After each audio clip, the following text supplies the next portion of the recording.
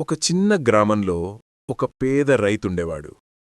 అతనికి ఒక చిన్న పొలం, ఒక గాడిద మాత్రమే.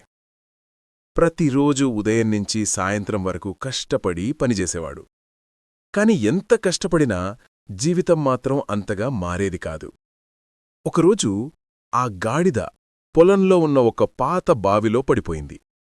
రైతు చాలా ప్రయత్నించాడు, కాని గాడిదను బయటకు తీయలేకపోయాడు.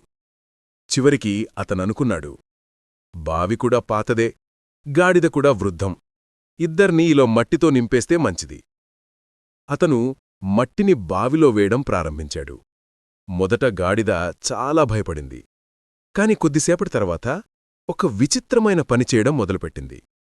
ప్రతిసారీ మట్టి తనమీద పడితే దాన్ని దులిపేసి ఆ మట్టిమీద ఒక అడుగు పైకెక్కేది.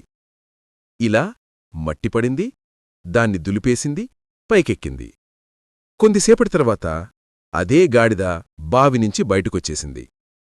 ఈ కథ చెప్పే నీతేమిటంటే, జీవితంలో సమస్యలు మట్టిలా మనమీద పడుతూనే ఉంటాయి. కాని వాటిని మనమీదే వేసుకుని కూర్చుంటే మనం కింద పడిపోతాం. దాన్ని దులిపేసి ఒక అడుగు ముందుకు వేస్తే అదే సమస్య మనల్ని పైకి తీసుకెళ్తుంది.